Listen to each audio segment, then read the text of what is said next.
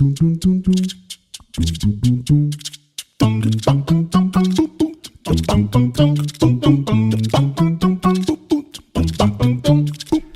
back to Spellstorm Miniatures. My name is Jeremiah, and I am one of your regular hosts. Today, we have a treat for you. We are starting a brand new series, and we're calling it the Open the Box series.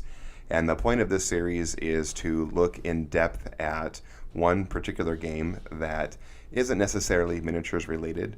And we realized, Dan and I, as gamers, that even though we play war games, even though we play miniatures, and that's like our big hobby game that we play, every gamer plays every game. And so the point of the Open the Box series is that we just want to look at these other games and literally just try to get you to play more games. And so today we have a special treat. We have a game in particular that my family loves to play. It is called Seven Wonders.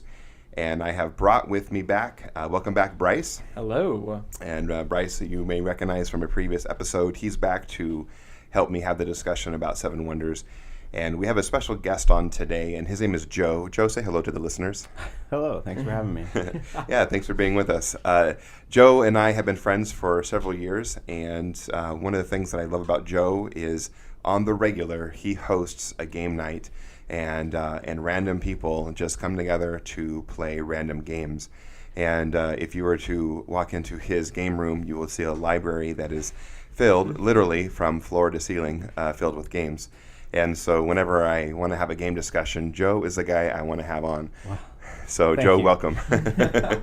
Joe, will you give us just a kind of a brief history about your games and what you like to play? Maybe one of your favorites. Sure. I like you said, I have quite a bit of games, but I think the one I played the most is Dominion, which I played, I believe, over 500 times because it plays really well with two. So I play it with my girlfriend. And I really love that, every day, every game is like a different setup. So it's... Hold on. I'm sorry. Right. Let's back up a bit. You said 500 times? Yeah. So we...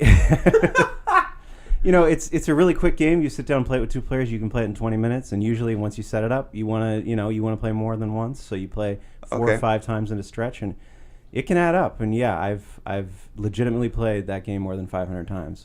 So that's fair. So who has the winningest record? You or Jen? That I don't know. I haven't keeping records of that, so it could go either way, honestly. Okay, very good. What other games do you like, Joe? I like quite a variety. I mean, I kind of go away from the miniature games that you guys are involved in and play more of the games like Stefan Feld's games that are what they call Euro games, though I almost hate to bring up that word, which are cube pushers, as people call them, or point salad games like Trajan and Castles of Burgundy, that kind of thing. Okay, all right. Is Euro a dirty word when it comes to board games? No, it's just this kind of old-fashioned and doesn't really describe things that accurately anymore because there's a lot of games that are mash up different design ideas. Okay. Okay. Well, that's one of the things that I'm really excited about having you on is because you have a vast background of games. And the point of the Open the Box series is for us to just dig a little bit deeper. Our goal here at Spellstorm Miniatures is to encourage our listeners to play more. We want to inspire them to play more games. So why don't we just actually dive in and just kind of get into it. Today our topic is Seven Wonders. What is Seven Wonders? Well... Seven Wonders primarily is about drafting cards. So how the game works is, everyone starts with a hand of cards, and they pick one that they're going to play that turn. And the cool part of that is everyone can do that simultaneously. So even if you can have 7 or 8 people playing, they all pick a card at the same time, and they play it, and then they pass their cards on to the other player, who then gets to pick one of those cards. That's called card drafting, which is a central mechanic of Seven Wonders. Okay. And then what's also cool about it is everyone starts with a wonder board, which is unique to them. So every player has their own goals and abilities that they can get from that board. Can you give a couple examples of some of the wonders that are found in the game? Yeah, sure. There's Giza, right, which is sort of the basic, just you get points wonders, and then there's which is the pyramids at Giza. Yeah. And then there's Babylon, which is the Hanging Yeah. Gardens, Yeah, I believe, which is a science one where you get an extra science thing, which is one of the ways to score. So there's like 5 different types of cards in the game, and each one gives you a different way to score points, and science is just one of those. And then there's like military, and there's civic buildings, and there's trade, which allows you to trade goods with your neighbors and buy goods from your neighbors, which is part of the game as well. You only really interact, in the base game at least, with the people to your right and left. So even if there's a lot of people around the table in the game, you buy and you compete militarily with just the people to your right and left. Okay. Legit. Bryce, what are some of the wonders that you enjoy using? Let's get some couple more examples out there. Each one has its own specific flavor, and I think it's kind of funny it's called Seven Wonders, because even with all the expansions, all the wonders of the world add up more than 7. the game designer didn't do quite the math in that one, but each one has its own specific flavor. Well, there's, there, like, historically, people acknowledge there's 7 wonders of the world, which is kind of where the idea gets for this game. But Right. But you're right, there are so many remarkable human achievements that that far exceeds 7. So maybe we can just change the game to wonders. Wonders. Yeah. All right, maybe we should write the game author and have him, or the publisher, and have him suggest changing the name. Yeah. Sorry, I interrupted. No, you, Bryce. no. You're all good. You're all good. So depending on the flavor of the game I want to play, generally I love Rhodos. I love Ephesus. The Temple of Ephesus in Athens. I know it's funny. Each one goes by nickname, and they don't use the full name.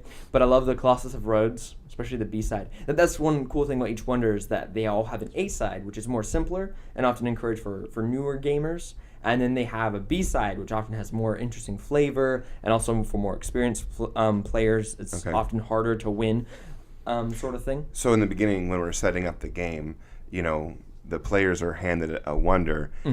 I get to choose which side of the wonder I play with. Yeah. Okay, that's clever. I like that. And I think it's kind of like the B-side is more, you can get more out of it, but it sort of takes more work and investment. That's why it's kind of for more advanced players. Yeah. Whereas the A-side is usually just, it's more straightforward and just, this is what you get. Yeah. Right. Totally. All right. Why don't you tell us a little bit more, Bryce? You had you dug in a little bit deeper about maybe the maker of 7 Wonders. Oh yeah, and actually it was a great segue that we were talking about the game designer. 7 Wonders was created by Antoine Bauza. Am I saying that correctly? Yeah, Antoine Bauza in 2010. Repos Production, game publisher, made it in Brussels, and it became to one of the very highly regarded tabletop board game. I think it's called a self-contained board game. I think that's the official because once you can buy it, you can play it. You don't need it again except for expansions. It went on to win numerous awards for game design, including the prestigious Kennerspiel des Jahres Award in 2011. I know it's a big one. Joe's nodding his head. He knows what that one is. And Board Game Geek, I know some of you guys, some of your listeners use it, consistently rates it as one of their highest games since its publication. Now, you mentioned that award, Bryce, and Joe, you were nodding your head. What other games have won that award, so that we can maybe, for someone who's never played 7 Wonders, understand the company that it keeps? Well, Dominion, that was mentioned earlier, has won that award, and a game called Istanbul has won that award, and recently Azul, I think. Okay. Yes. Yeah. Has won that, that's one that's really popular. Okay. Right now. Now, you said earlier that one of the primary mechanics of the game is a card drafting system. Those of us that have played Magic the Gathering understand what card drafting is. Are there any other board games that use the same mechanic, or does 7 Wonders stand alone in that category? No, there definitely are other games, and in fact, there are other games that were published before 7 Wonders, including one called Fairy Tale. Okay. Which it's slightly different, but it's the same kind of idea. You're drafting cards and passing them around. In that one, you construct a hand of cards that you then play later, as opposed to playing them immediately. Okay. And then there's Sushi Go, which is a much lighter version. That's a real popular game right now. Yeah, Sushi Go is big. I've not played any of those. I'm gonna have to try those out because I love 7 Wonders. So I need to try this more drafting stuff. Well, come over. I got them both. No, there you go. There it is. There's the open invitation right there. Is there anything that we need to tell our listeners about 7 Wonders before we dive into some of the expansions and some of the other things about it. What more do we need to talk about? Anything you want to mention? Well, I think one thing we haven't really mentioned is the playing time. I think the cool thing about it is just how, I think mostly because you play simultaneously, like you can play with a lot of people in a game that plays in 30 minutes. Or if you're pros, you could play the base game in 20 minutes probably. Oh, true. And, yeah. you know, but I know you guys haven't played the base game for a long time, which we're going to talk about next. Yeah. Well, actually, spoiler alert, we did play the base game when we introduced it to some friends a couple months ago, and it went really quickly. So the base game, you can play, between 2 and 7 players? 2 and 7 players. 2 and 7 players, and then when you No, 3 and 7 players. 3 and 7 players, yeah, you're right. It would be 2 is weird. dual. 2 is dual, yeah. Well, which we're not going to get into. there is a 2-player variant. I just don't recommend it. That's not dual? Yeah, that's not dual. You can play with the base game a 2-player variant that's in the rule book. Oh, wow. I just don't. It's not really good. Okay. So for our listeners, there's the base game is a standard board game size box, but then there's a smaller box you can buy. It's called Dual, and that is plays in the Seven Wonders universe, but it is intentionally designed for just 2-player play. We are not reviewing that game today. In fact, I don't know if any of us ever played that game. Oh, Joe has. I have. Of course, Joe has. Yes. And so today we were just talking about the main board game called Seven Wonders. So Seven Wonders, 3 to 7 players, base game. Yes. And then you can start to add expansion. So why don't we just go kind of expansion by expansion and tell us kind of what you get in the that you can add to the game that makes it more fun, actually, I think. But why don't we just do that expansion by expansion? Of course. One of the smallest ways to get through is they Repos Production came out with a Wonder Pack, where it was just 4 new wonders, nothing too fancy or too special to the actual game. And then they came out with, well, actually, I'm not going in chronological. Well, before you get there, Yeah. So how many wonders come in the base box? 7. 7, okay. So if you get the Wonder Pack, now you have 11 to choose from. 11 to choose from. And okay. But one cool thing about Seven Wonders is everything is random, including the wonders distribution.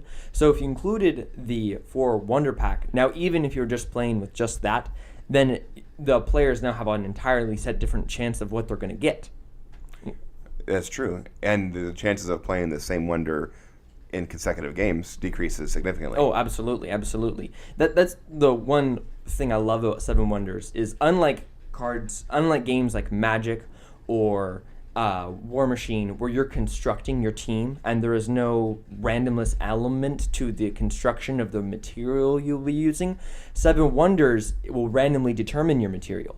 So now the strategy is no longer, okay, what can I do with this thing I made? Now it's, okay, what can I do with this thing I was given?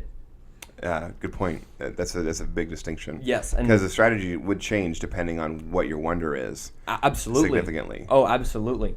And so that's one thing that the Wonder Pack changed was it gave the players a new sense of economy.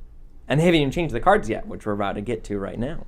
Okay, so what's next? The next thing was they added cities. And cities are, I'm not sure if you've seen this, Joe, the black cards. Oh, yeah, Joe's nodding his head. The black cards are they're new cards that are added to each age deck. That's one, Seven Wonders is played in 3 ages. Yes. And the black cards... Basically, for our listeners, 3 rounds, and they name each round an age. Yes, and the black cards, because you add according to the number of players, now each player is starting each hand with an extra card. And right. So, yeah. Which basically adds 1 turn to each age. So it doesn't really lengthen the game that much, but it adds a variety of different cards that change things. Oh, yeah, because the black cards are incredibly powerful. Yeah, some of them give you military points. Some of them give debts to your opponents. Some of them just give you straight up points, victory points. They do a lot of different things that sort of fall outside of the category of a niche type. Because I don't know if we actually covered this in the beginning, but like the red cards are all military cards, and the green cards are all science cards. The blue cards are all like government cards. There's civic. Civic. Yeah, civic. That's like, what I'm looking for. Yeah, and then the yellow cards are all commercial. So by the color of the card will tell you kind of what you're going to be doing with that card. The black cards, the new cities cards, which are black, kind of break that mold a little bit because they do different things that kind of spread out over across all of the different categories. Mm-hmm. Yeah, and they also, like as you mentioned, the debts. They introduced that idea of directly attacking like all the other players at the table, which is the thing that's not in base Seven Wonders. So it's that's true. So originally you're just worried about your neighbors, and then now with each increasing expansion, it becomes you have to be more aware of the rest of the table as as play goes along. Okay. Mm-hmm. And then the next expansion that they introduced was leaders. Now their color is white, and leaders is played at the start of each age, and they don't use any resources. That's what's cool about Seven Wonders is they have 4 natural resources and 3 manufactured goods, and so that's the sense of economy that they give to the game. Well, leaders only cost money. And so before each age... Which I think would be another sense of economy. Which was another sense of economy. And so using your money, you purchase a leader that will give you an effect throughout that age that hopefully at the end of the game will give you more and more points. And I love the leader cards because they're named for famous people. So you have Solomon and you have, Pythagoras and you have like all of these historical people come to life. Cleopatra, I think, has a card. And then you get a benefit for that game based on the leader that you get to play. Mm-hmm, which is kind of funny because sometimes things that actually wouldn't happen on your board. So you can have like Plato at the Colossus of Rhodes, which is hilarious to me. And and so the leaders are, like you said, Bryce, are played before each age or each round, which means they don't actually get into your normal hand. So there's a whole nother kind of phase that's associated with playing. And there's a small draft in the beginning of the game to figure out which leaders you start with, right? Mm-hmm. Yeah. Right. So it's kind of like you have that initial draft, and I think you get 3 cards. Yeah. And then you're going to play those cards throughout at the beginning of each age. So you kind of have to plan ahead more than you would during the normal draft where you're just doing this turn, basically. Yeah, you actually get 4, but you only play 3 throughout the game. So there's always going to be one leader that you won't play, which I think gives you a little more control over your outcome, I think. Except for the Wonder board Rome, which can play multiple leaders. And that's why Rome is so powerful, is because, just like in history, it has many leaders go through its administration. It can play multiple leaders, and it's the only Wonder that can do that.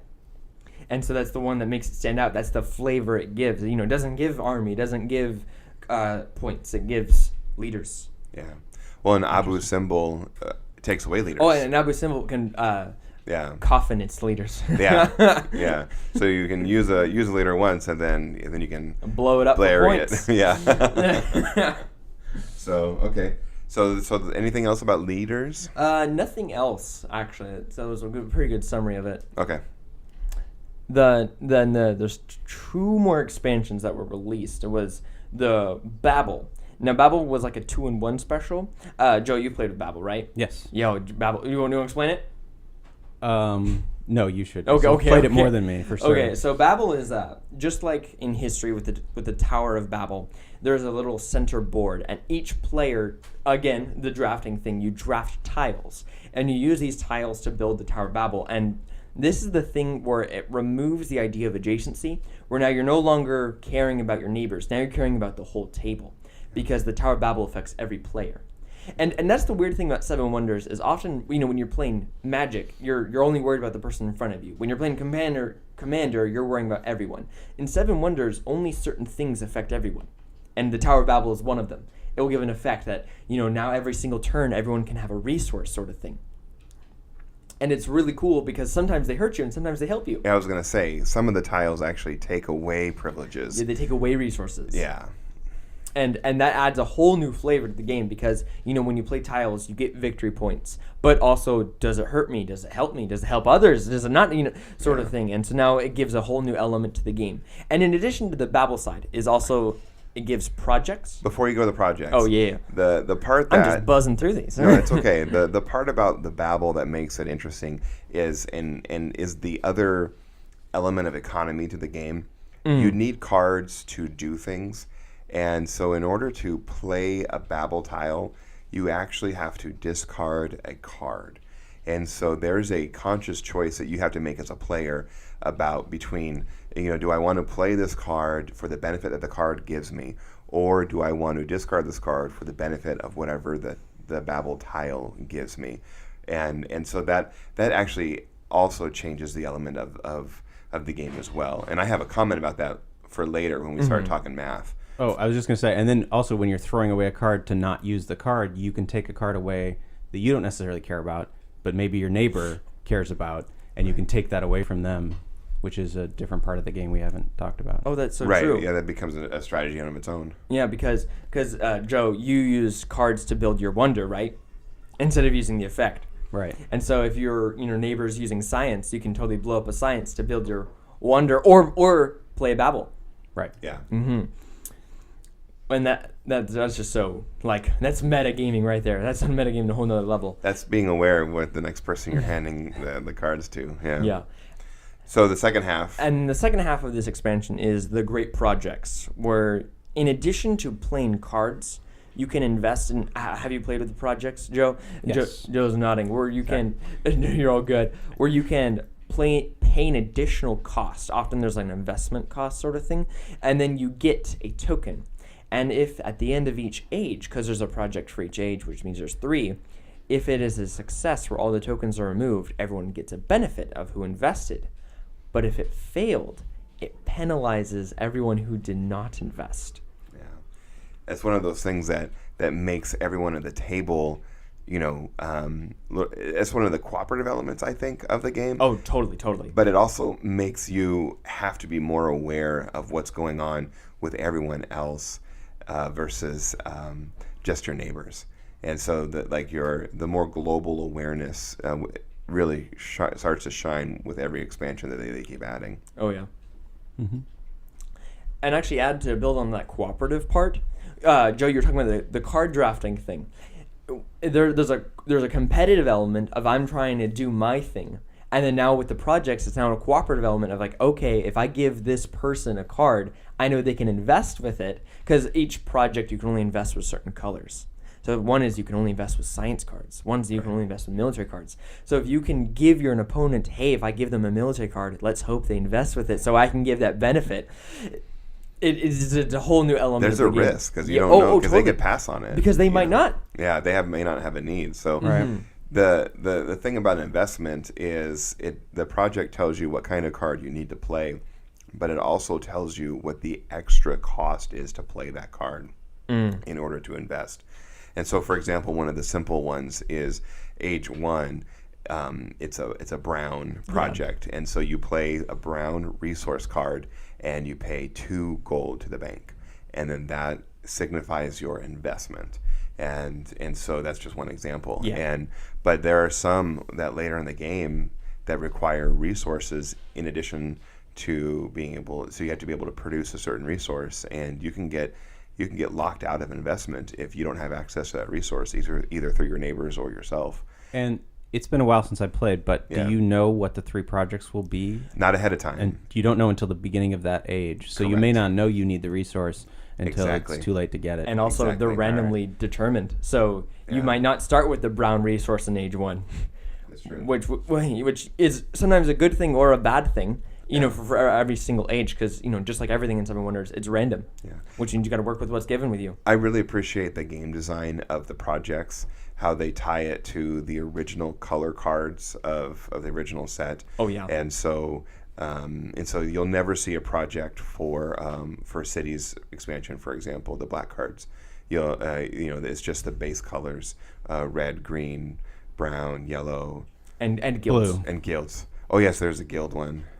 In Age 3. In Age 3. That's right, which are purple. Yeah. Okay, all right. And that is all the expansions that have been released up until this year. Now, they did do card packs, though. They did 2 small card packs. Yeah, that just gave more options, because leaders Yeah. and cities are randomly given. And what it was is they just added more leaders and added more cities just to give more variety. Okay. Because for a while, they only gave 8 city cards. And so if you're in a family of 6, like me and you, Right. we were playing with 6 out of 8 cities every single game, which means we became more predictable. It came way more predictable. And I guess the game designers really hinted at that because at the anniversary pack, when it was like, because they released it in 2017, because they released it on the 7th anniversary. Okay. Because to play on the... Clever. Yeah, like that. I know. They're obsessed with the number 7. They gave more variety sort of thing. And now for master players, like, me and Joe, you had... well, actually, all 3 of us are master players. We play it all the time. It became more random. Yeah. So that, people weren't grokking or owning the game every single time because they knew which city cards were going to be in the deck. Right. Now, before we introduce the last expansion, we as a family have been playing all of the expansions full strength for about a year now, haven't we? Oh, yeah. And so we kind of have the system down. So having to keep track of the projects and the Babel and the additional cards and the leader phase.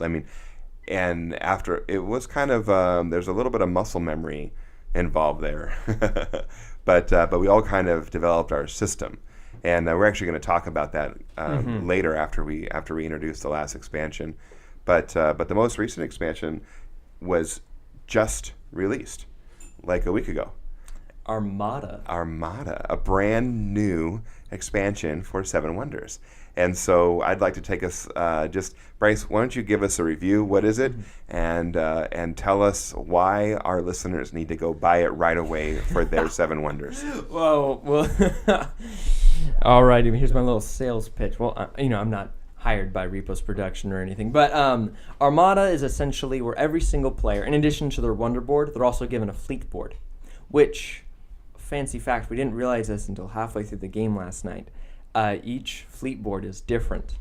What it is there are 4 ships, and each one is according to each color. So the ships are all the same. Oh yeah, everyone has the same ships. But their tracks on the board are different.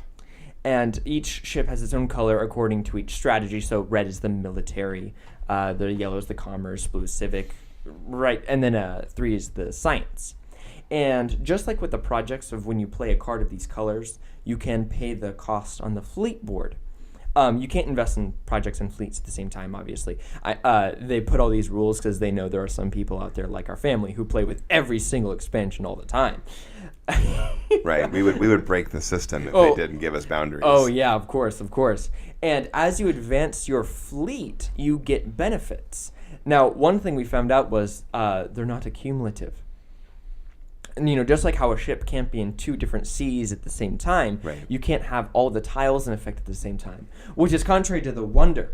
Because when you build your Wonder, it's accumulative as you go on. Or when you build the Babel, it's accumulative as you go on. They said, no, with fleets, it's once you build, you have that. And then you lost all the thing you lost before. Luckily, there's no ever a time when you're building and you don't get a benefit that's better than the last one. Right. And the only real effect that it added was the naval conflicts. So now, in addition to the ground conflicts, where you're fighting your neighbors, now which is what we used to just call military. We're military. They've renamed that now. They to renamed ground. the name to ground conflicts, and now to have naval conflicts, which affect every single player on the board. And then for the science, for the green ship, now they added islands, which represent your civilization discovering new lands. And so when you discover an island, you get an effect for the rest of the game. Yeah. So some of those effects help you in other categories. Mm-hmm. Some of them are just straight up victory points. Yes.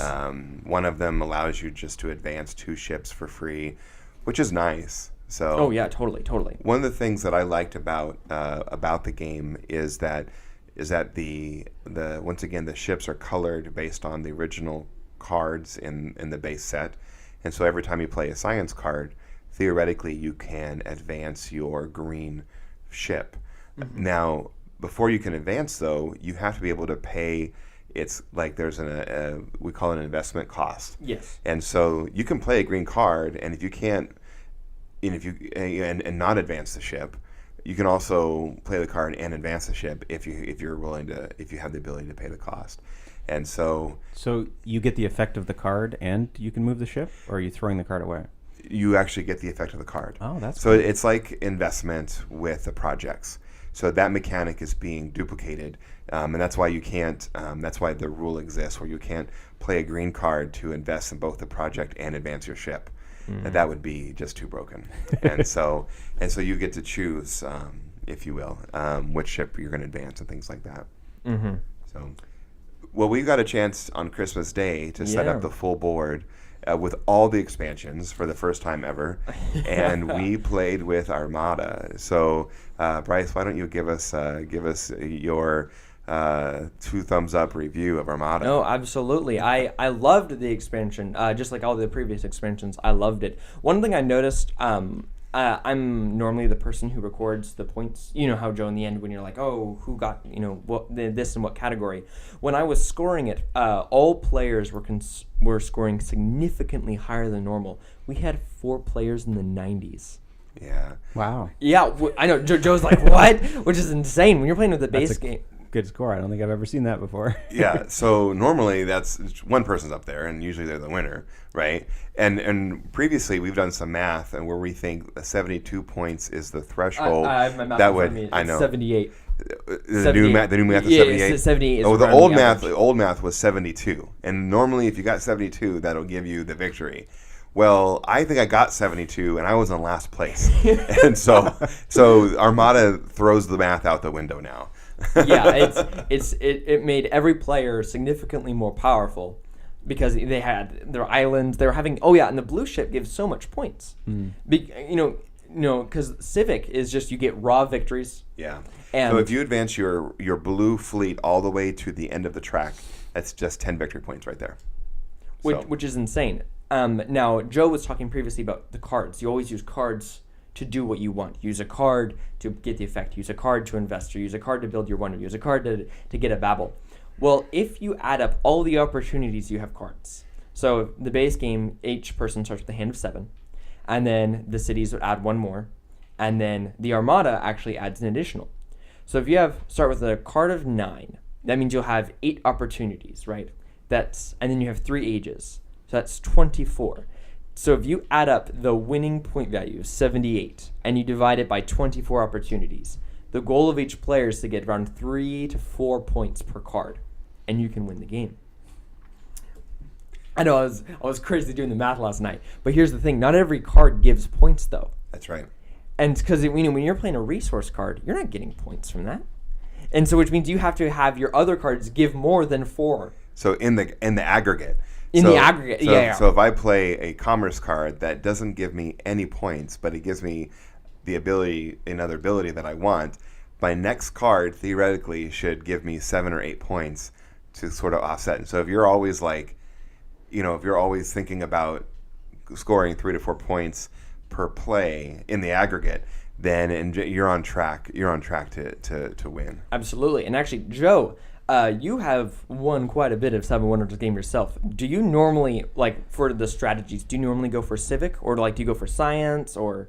I don't generally go for Science unless I can pick up a cheap triple, because it's worth 10 points if you get one of each science symbol. Mm-hmm. So sometimes I try for that, but usually what I like about the game and what you were hinting at there is that you have to balance. In the early game, do I go for these resources, or do I go for some early points that are free? Basically, you can get 2 or 3 points free when you talk about the blue cards. Yeah. And so there's a point at which you start, instead of accumulating resources, you start building your point base. Mm-hmm. And there's a balance between that. But blue cards are usually very good, but often you want to build toward the bigger cards later. So you want to pick up resources so you can get the 7 and 8 point cards in the third age, instead of wasting time on your turn getting 2 points, in the first age. Yeah, I get you. That's interesting you should say that, because the blue cards, they all give raw points that are linear. Whereas you go through each age, they give more and more according to the resources. So the first are 2 or 3, second is 5, 6, right. And then age 8 is 6+. There's 7s and there's 8 sort of thing. But Science is scored exponentially. So every card you play is giving more and more points, because you have 7 for each set of symbols, because there's 3 symbols, but then each column is scored exponentially. So it's funny that you play with blue a lot. Wait, no, I'm not throwing shade or anything. No, Science can be huge, and I've won games because I've gotten Science. The problem I have with it is it's really easy for your neighbor to take them away from what you need, because you need to get a lot of science for them to get to that point where they just balloon. So if you have someone sitting next to you that's going to deny you those cards because they're building their wonder, or you're playing Babel or something, and they can take those away from you, then it's really easy for them to keep you at like getting 20 or 30 points with those instead of ballooning it up to 60, which is what really I feel like you need 50 or 60 points to win with green. Oh, absolutely, yeah. The other day, Claire had 53 points. 53 in one points category. in just science. And I was able to get 25 points by getting 5 of the same symbol. Wow, that's and good. you only owned actually 2 because there's other cards that copy symbols. Yeah, I copied symbols. So it's nice when you can do that.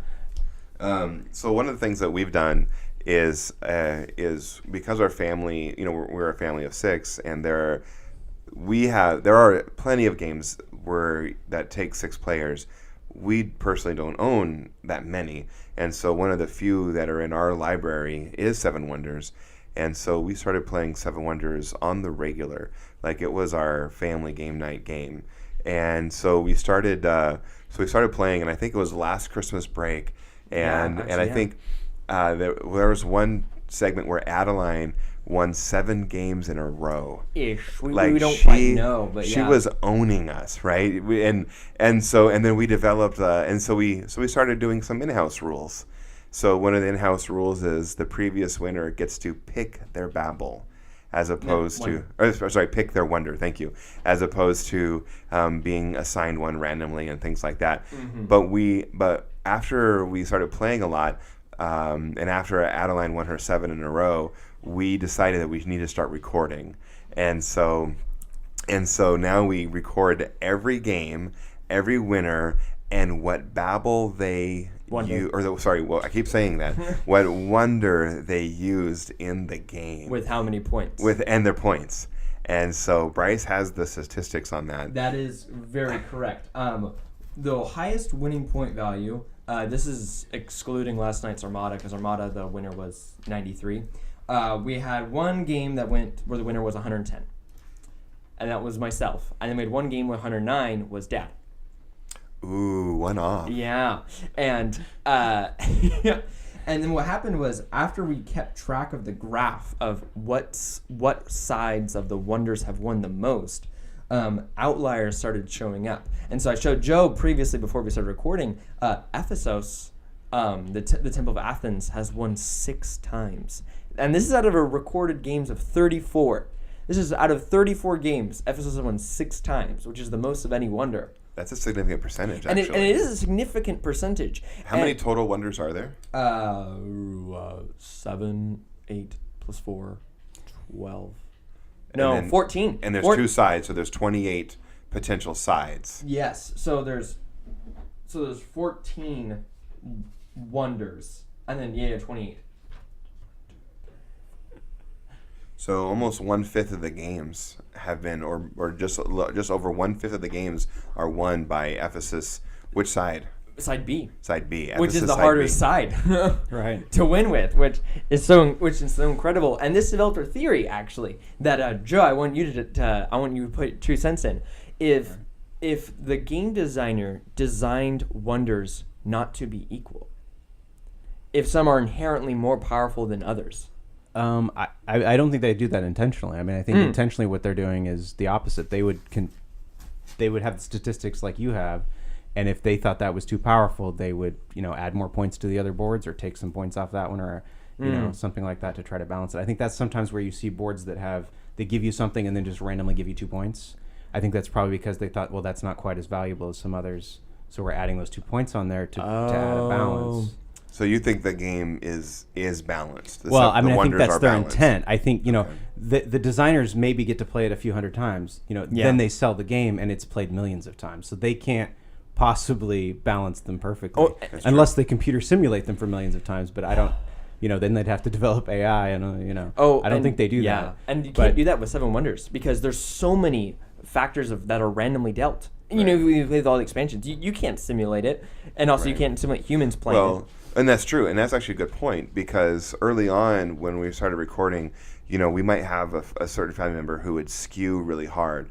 So like you used to always predict that Adeline was going to win in military, because she always played military hard. And so if you were sitting next to her, most likely you were going to have -6 points in the military phase, just from being next to her. Well, and but her play has become more dynamic since then. But you're gonna. I was gonna say, I think that's a concept that people call groupthink, where you kind of have the way that you guys play the game, and that can affect the balance of the different wonders. For instance, like if you guys didn't play science a lot, then the science wonders would be undervalued because they wouldn't be as useful. Or if you were in a group where everyone tried to go for science, or one person always did, or something like that, then that wonder is going to maybe be more valuable in your game group, whereas another group, they play differently. So go ahead.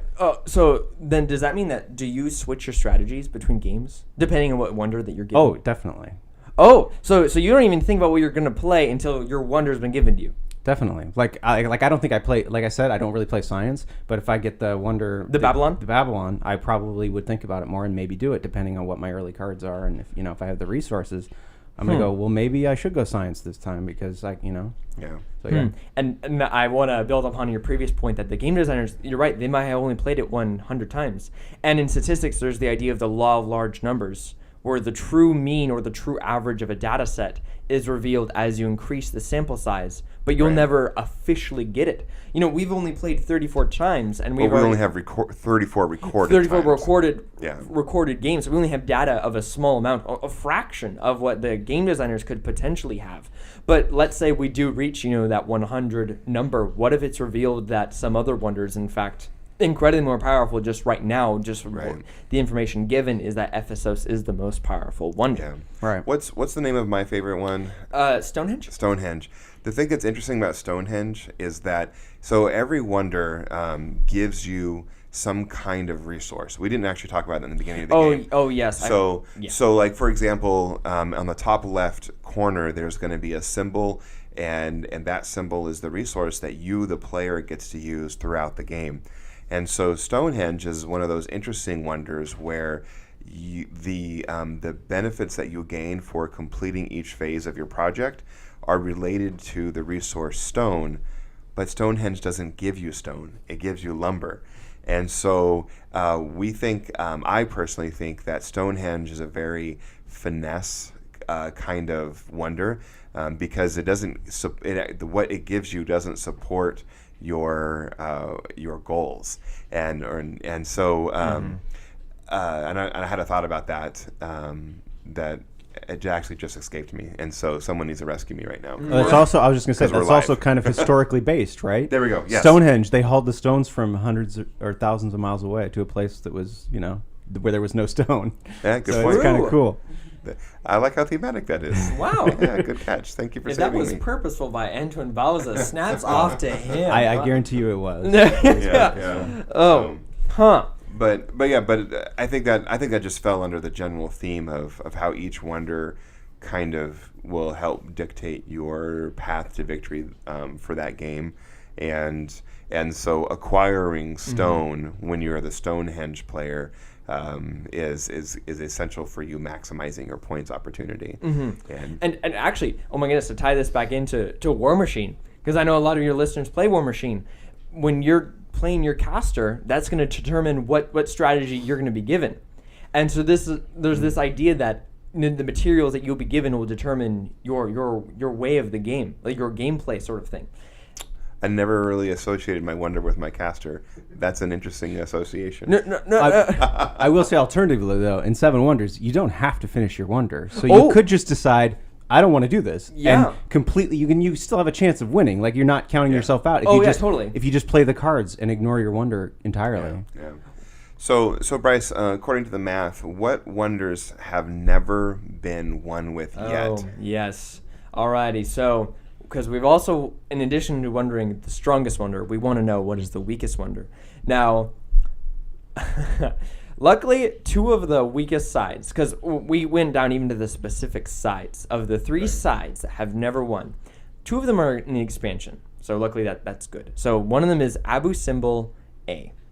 Abu Simbel A is weak because it only has one really special stage. It's the third stage. It's when you can blow up a leader and you get twice its cost in points. But the first two stages are just raw points, and I think the reason why it is so weak is because it takes a lot to build those stages. Yeah. The resource costs are like 4, and no one wants to pay 4 resources. Especially in our games, we found out you only really need 3 resources. You need 3 to 4. Because I know in the base game you need a lot more because there's not a lot of ways of achieving resources.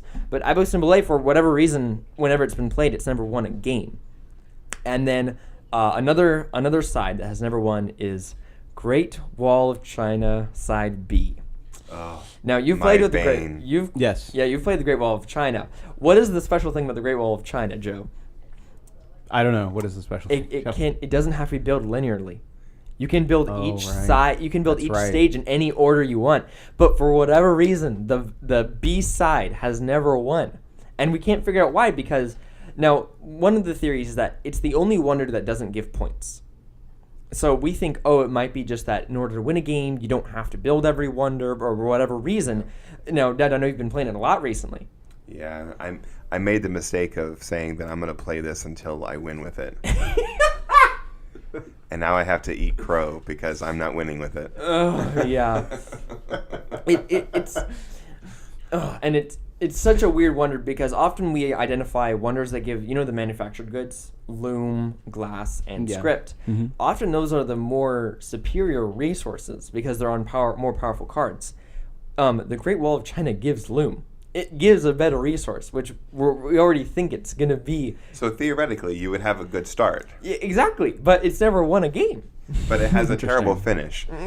So I actually want to talk about finishing games, and I want to make a connection between finishing games and the game that we played on Christmas Day. And so usually each age, the cards require more resources to play. Mm-hmm. And usually you get a much better benefit for having played them. And so the thing that so one of the things that I struggle with is not having enough resources to play some of the cards at the end of the game. And so I tend to either discard those cards for 3 gold, or I'll use those cards to play the next Babel or something like that. And so in our game on Friday or on Christmas Day, mm-hmm. I had a great age 1 and I had a great age 2. I had a very diversified wonder, and I was scoring points in all the zones. My ships were farther down the road, than everyone else. But then when we got to age 3, I couldn't play some cards. And so I'm having to discard them to play the Babel, and yada, yada, yada. And so everyone just sort of leapfrogged right over me. And darn it, I wanted to win, Yeah, if you're in age 3 and you're discarding a card for money, you're probably not going to win. No, that's not a good strategy. Everyone else is getting 6 points, and you're not. Yeah. And actually, it's funny you say that. With the fleet expansion, when you discard a card for 3, you can instead move your commerce ship up 1. And every single stage gives you money.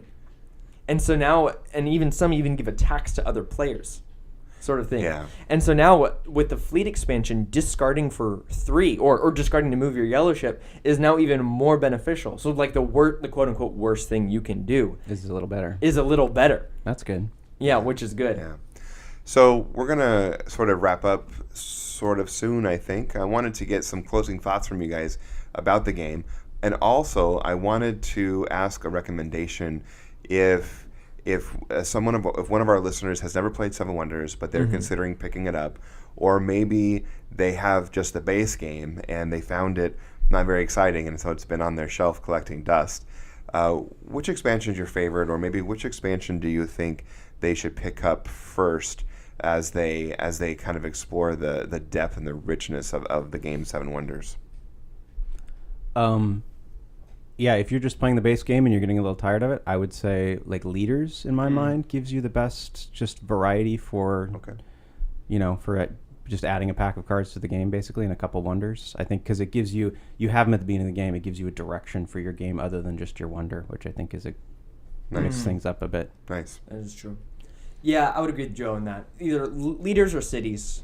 Don't throw yourself into Babel and great projects because those and fleets and Armada. So Babel and great projects and Armada are all the big ones. Like they're more complicated to learn. Yeah. People who are new to just gaming in general might even have trouble understanding how to read the rules, sort of thing. The cities and leaders are really easy to implement because they don't add a lot of extra functions. It's just like, here's a little flavor. And even after that, you can get the anniversary pack without fear. Oh, yeah. Yeah. Because that just adds to the expansion. It just adds you to something have. you already know. You don't have to relearn anything. And so if I was, a person who only played base game Seven Wonders, I would get cities or leaders. Okay. Very good. Any closing thoughts that you want to add maybe for our listeners? Mm-hmm. No? Okay. So I know here at Spellstorm, we just wanted to encourage everyone to play more games. Look at this. He's trying to get a job on the there we podcast. go. And That's Seven my Wonders job. is just a game that you can pick up and play. And what's really fun about just being a gamer in general is finding the connections between games. Like, we mentioned so many other games other than Seven Wonders, even though in Open the Box, Right. that's what we're here to do. We're here to dive deep into one game. Right. Yeah. And so Seven Wonders is just one of those many outlets that you can, utilize strategy. Yeah. Yeah, I guess I would add that we talked about a lot of the expansions, but the base game is actually pretty straightforward and simple. So if don't get overwhelmed by all the details, because if you haven't played the game before, I think it's easy for new players to pick up. Really. It is so incredibly easy, which is great. I think it's a great game for a game night.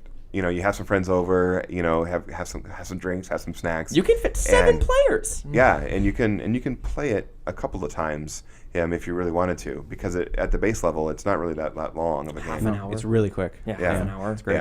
Yeah. So, well, like Bryce said, I just want to thank everyone for listening to episode 1 of our Open the Box series. Our aim is to have more episodes just like this in the future. They're going to be released randomly at first. We don't have a specific schedule for the Open the Box series. But what I'd love to hear from you, our listeners, is drop us a line. Let us know if there's a certain game that you want us to review or a game that you want us to talk about in this series, because we'd be happy to give a look at that and then talk it over and things like that. So for me, on behalf of Spellstorm Ministers, I want to thank Joe for joining us and Bryce for joining us again. Yeah. As Bryce already said, our goal is to to inspire you to play more games. And thanks for joining us today. Boom, boom, boom.